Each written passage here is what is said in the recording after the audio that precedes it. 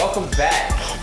This is part 2. So if you missed us out on part 1, just check the link below and click on the link and you'll find part 1.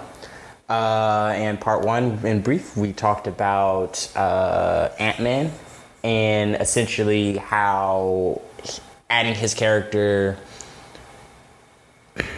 added to the MCU. And essentially how I feel it was Marvel's first attempt at a romantic comedy without the heavy emphasis on romance.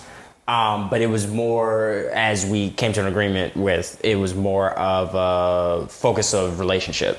You know, and the everyday man's, it's quite truthfully an underdog story. Yeah, the reason why, and I guess I can, my kind of understanding of why you think that it's kind of like the first take on a romance film or a rom-com is, you know, this movie's really at its core just about family. Yeah. You know what I mean? Yeah. You know, Hank is fighting to keep his family safe and to also get his daughter back spiritually and physically. I forgot her name at the moment. Janet. I wanted to say Janet, but I didn't want to say Janet. No, Hope.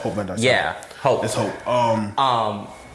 Yeah, and I would even argue like Ant-Man 1 was definitely like main cast is definitely Scott, but I would argue that Hope kind of teeters between main and support for the film, for the first film. She's definitely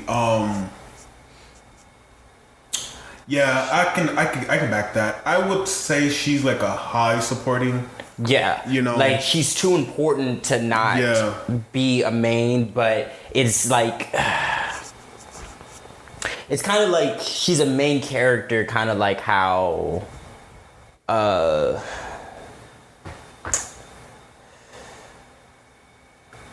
there's no other good example that I can think of off the top of my head. She's a supporting character, but she's a main character too.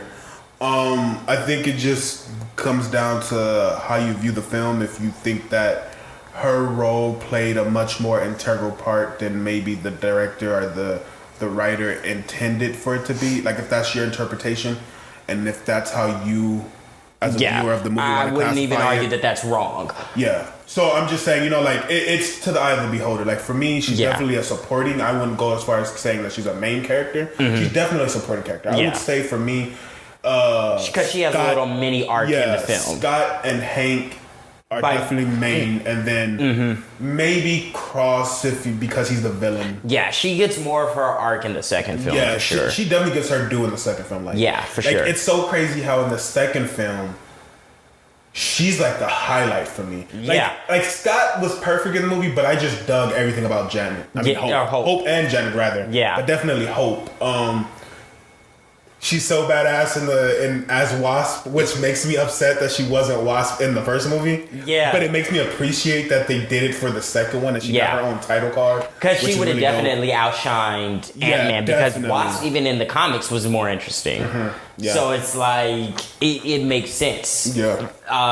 The way that they executed it, knowing that that Wasp is the more interesting character, they still went with making the uninteresting character as interesting as possible and doing that first. And I totally believe her. Like if Scott would have taken her to fight with Cap against Iron Man, they would have got away. They would have got away. They would have got away. They would not have gotten caught. That's for damn sure. That's for damn sure. She would have shrunk both of them and gotten out of there. You got to get the hell on up out of here. Yeah, they would have probably still been with Cap and them. Yeah, most definitely. Or rendezvoused with him, but you know.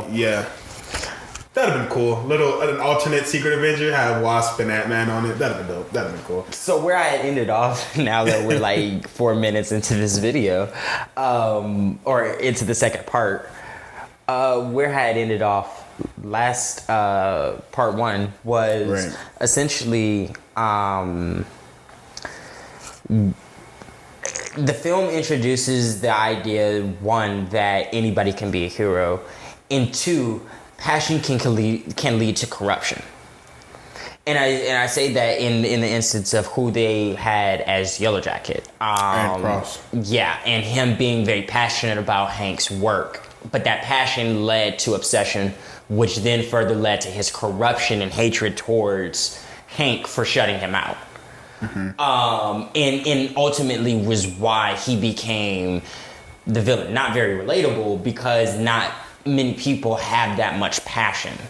Or have the resource to follow through with that passion, right? Like he did, which is why I feel that villain kind of fell through with some people. Yeah, I mean, definitely. I mean, because for me, with him, I've said this to you before. He wasn't really one of my favorite villains. Yeah. He didn't really bring nothing to the table for me. The actor was great. The actor is a great actor. He's in one of my favorite movies, not a Marvel movie, This Is Where I Leave You. Yeah. I watched that movie like religiously. Yeah. You know I love that movie. Yeah. I love it's a great book as well. Mm-hmm. But to wrap it up, for me, he was lackluster for me.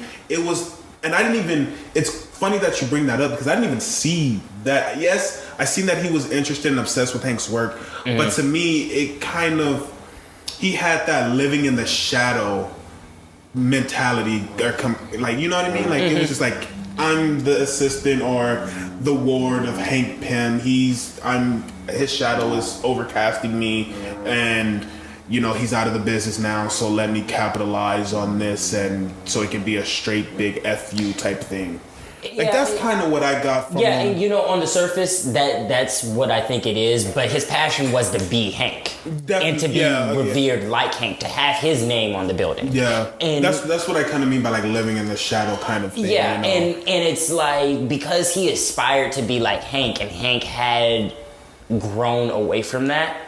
Mm-hmm. And essentially because of his time as Antman and losing his wife. And then from ultimately having to lie to his daughter and lose his him, and it ultimately changed him so much that he wanted to walk away from everything. I mean, he definitely he became a recluse. Yeah, I mean, he stayed in that mansion. The beginning of the movie, not the beginning of the movie, but when we see present day Hank, the security guard didn't even recognize him. Yeah, this is a security guard that works at his business, at his company. Yeah, you telling me you don't recognize the CEO? Yeah, you know what I mean. So it definitely changed him. He definitely went into himself and just kind of secluded himself from the world. And and it shows how much Janet's hoped. No, Janet's disappearance affected him. Definitely. And I say disappearance because in the first film, he believes she's died, but we'll find out in a second. Yeah. Not the case. Yeah. She just went subatomic and has been living in subatomic. The quantum realm. Yeah. But yeah, like I definitely see Yellow Jacket's initial passion.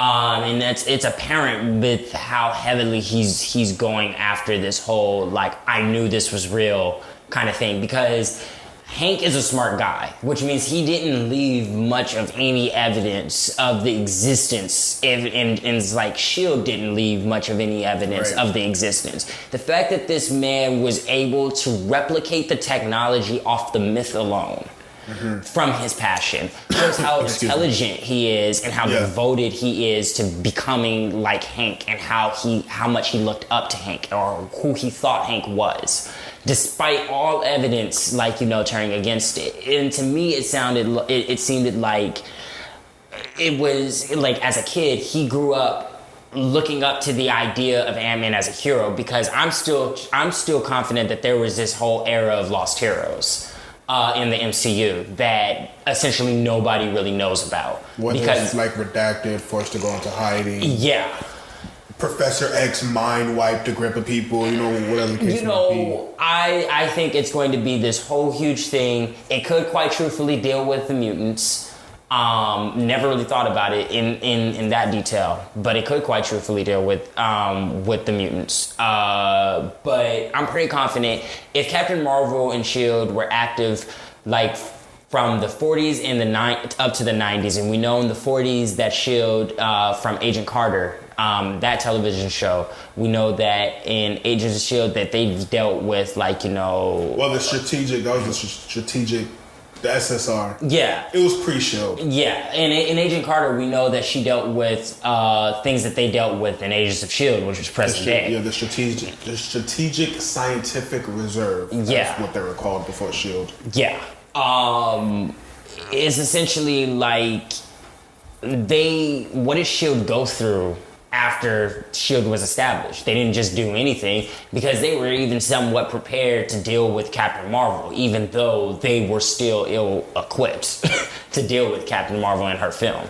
Because it's like they get a strange call about a person, an object, or a person falling through a roof of a building wearing a laser costume, and S.H.I.E.L.D. is immediately on top of it before authorities can even. Right. And I almost guarantee you that security like guy called the police. Yeah, most likely. So, which means that they were somewhat prepared to expect fringe-like things, just not alien. Yeah. And that comes to show is what did they deal with in the past that made them so precautious. Well, yeah, like, you know, I watched both seasons of Agent Carter.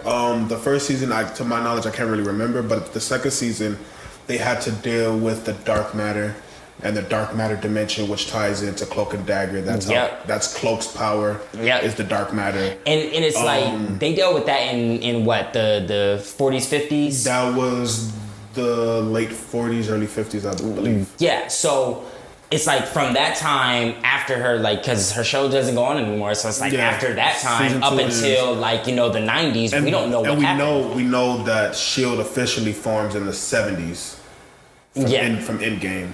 Yeah. So it's like from the 40s up into the 70s, we don't know what SSR had been doing, and then from the 70s to the 90s, we don't know what S.H.I.E.L.D.'s been doing. Exactly. So it's so much untapped territory. Exactly. You know, that's my point, because it's like, say, take the comics and current things that are going on in the comics with Adam Brashear and Blue Marvel. Right. He was active during the 70s. Yeah. That would have been the perfect time that S.H.I.E.L.D. would have been established, like, okay, there are superpowers now. There are people, like, other than Captain America that, like, you know, are more powerful than him, and like the world's in crisis, something needs to, like, you know, stay under wraps just to keep, like, you know, civility, like, you know. I mean, and that's the thing about it, is because, like, with Agent Carter, the villainess that she had to deal with, like, that was the first, aside from Cap, you know, that was the first enhanced.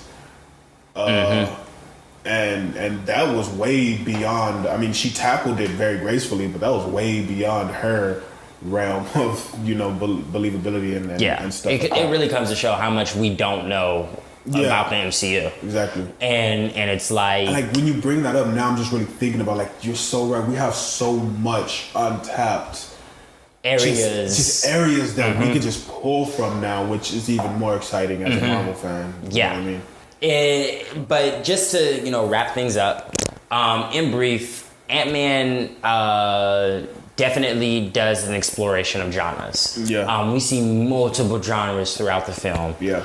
And on top of this, we see kind of two parallel stories of characters being told, one about passion and one about reversion. Yeah. And ironically, the reversion isn't about the antagonist, but the protagonist, where Scott altruistically starts off wanting to be a hero, reverts back to, like, you know, selfish tendencies, and then goes back to heroism to then, at the end of his film, revert back to selfish tendencies with going to Captain America by himself.